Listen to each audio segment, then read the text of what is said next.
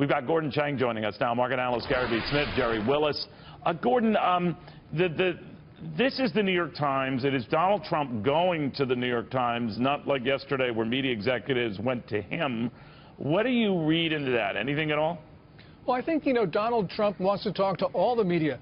As we saw yesterday, he went directly over the heads of everybody with that video on what he's going to do during his first 100 days. But nonetheless, he knows traditional media, like the New York Times, like the Washington Post, like the networks, are going to be very important for him.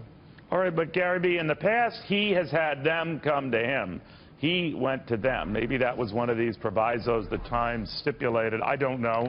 But there he is, and, he's letting him have it, I'm sure. But what do you make of that?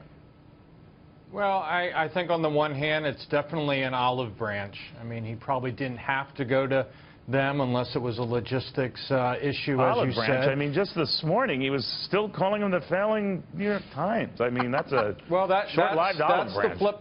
That's the flip side of it. Why, if you're going to be antagonistic and assume that the New York Times is going to definitely be antagonistic toward him in the future, why even go there? So he must see some upside in going there and, like I say, trying to mend fences ahead of time. Yeah, Gerri, it is interesting that a lot of the Times folks who are there, probably not big fans, I'm going out on a limb here, of Mr. Trump, yet throngs of them in the lobby waiting to get a chance to see him. That's kind of, I think, noteworthy. What do you think? Well, that's funny. That's just interesting. Look, it becomes very hard to criticize the president-elect for not talking to the media, for going directly to the people, if he actually comes to your newsroom, right? You can't criticize him for that. And I think he does a great job of keeping people off balance all the time. On the one hand in the morning, criticizing the New York Times for being a loser, losing readers, and then on the other hand, sitting down with everybody face to face. It's, he's hard to predict, and that's going to work to his advantage, in my belief.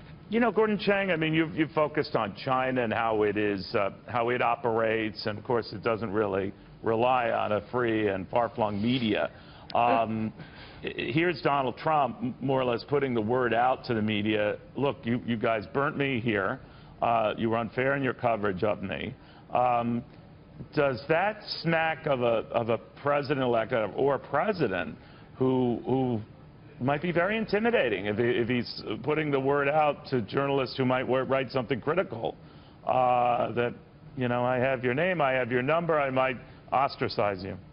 Well, as Gerri says, he's very good at keeping people off balance, and I think that's going to be the defining element in his relations with everybody, especially the press.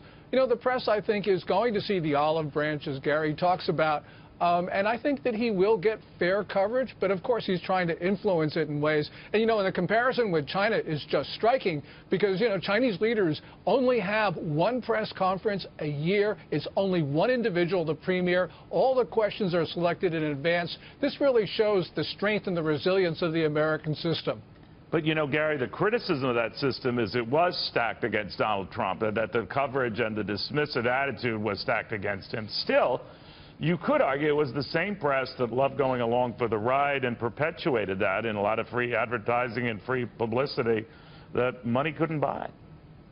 Yeah, exactly. I think that, Gerri in particular nailed it. Kind of Trump is keeping everyone on their feet.